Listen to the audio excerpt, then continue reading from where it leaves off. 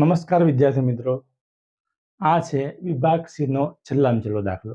બરાબર, એટલે કે છેલ્લો એટલે કે વિભાગ સી નો સંભાવનાનો દાખલો છેલ્લામાં છેલ્લો.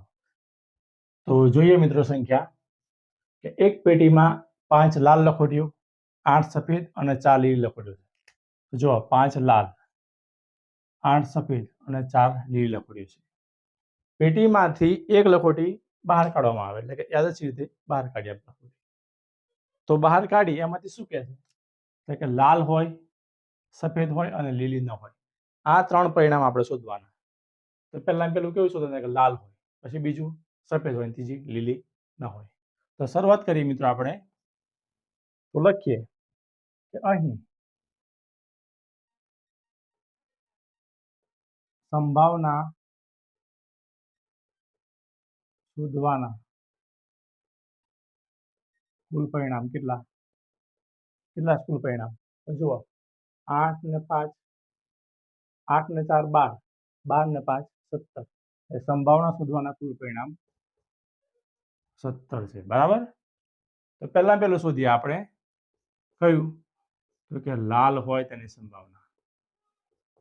લાલ હોય તેની સંભાવના.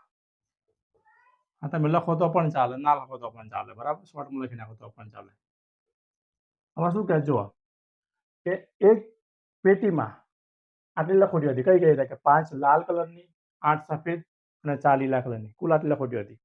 એમાંથી હાથ નાખ્યો અને એક લખોટી બહાર કાઢી. તો બહાર કાઢી એમાં પહેલી આપણે કઈ મળી? કે લાલ હોય તેની સંભાવના. તો લાલ માટે પી ઓફ એ લખીએ શરૂઆત માટે. ચલો, કુલ લખોટીઓ કેટલી? તો કે 5 લાલ, 8 સફેદ અને 4 લીલી. એટલે કુલ લખોટીઓ 17. તો જે કુલ હોય ને એ નીચે આવે.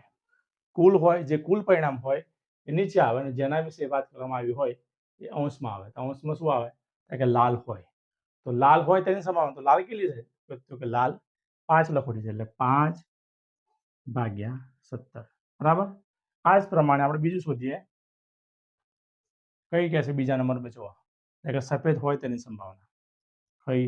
તો કે સફેદ હોય તેની સંભાવના. એ જ પ્રમાણે ફરીથી પેટીમાં હાથ નાખ્યો અને એક લખોટી બહાર કાઢી. તો બહાર કાઢી તો કઈ મળી? તો કે સફેદ લખોટી મળી. તો પી ઓફ બી. ચલો, કુલ પરિણામ કેટલા થાય? કુલ પરિણામ છે 17. જે કુલ પરિણામ હોય એ નીચે આવે, અને સફેદ હોય તેની સંભાવના. તો સફેદ કેટલી છે લખોટીઓ? કે સફેદ 8 છે. 8 ભાગ્યા 17. બસ આ સિમ્પલ, આપણો જવાબ. બરાબર, ખબર પડશે? 3 માર્ક્સમાં આવા દાખલા પૂછાય. ચલો, ત્રીજું પરિણામ શોધીએ આપણે. તો કે લીલી ના હોય. હવે જોજો ખાસ, લીલી ના હોય તેની સંભાવના. હવે જોજો, પહેલા બીજામાં કેવું હતું?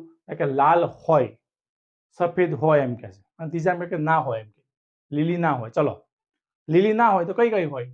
તો કે લીલી ના હોય તો લાલ હોય ને સફેદ હોય ને. તો લાલ કેટલી? તો કે 8. અને સફેદ કેટલી?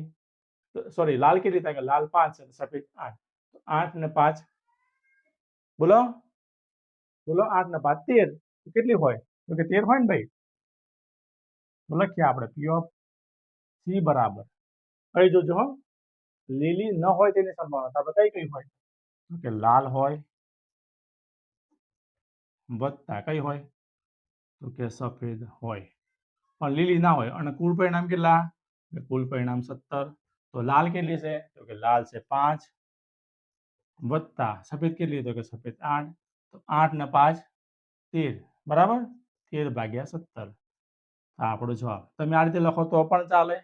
આ થોડું મેં લંબાવ્યું, તમે આ રીતે ના લખવું હોય તમારે, તો કે લીલી ના હોય તેની સંભાવના, તો ડાયરેક્ટ તમે 13 ભાગ્યા 17 લખો તો પણ ચાલે. આવા સિમ્પલ દાખલા પૂછાય 3 માર્ક્સમાં વિભાગ સી માં. બરાબર, તો કરી નાખજો. ચલો આગળ નેક્સ્ટ દાખલો જોઈએ મિત્રો.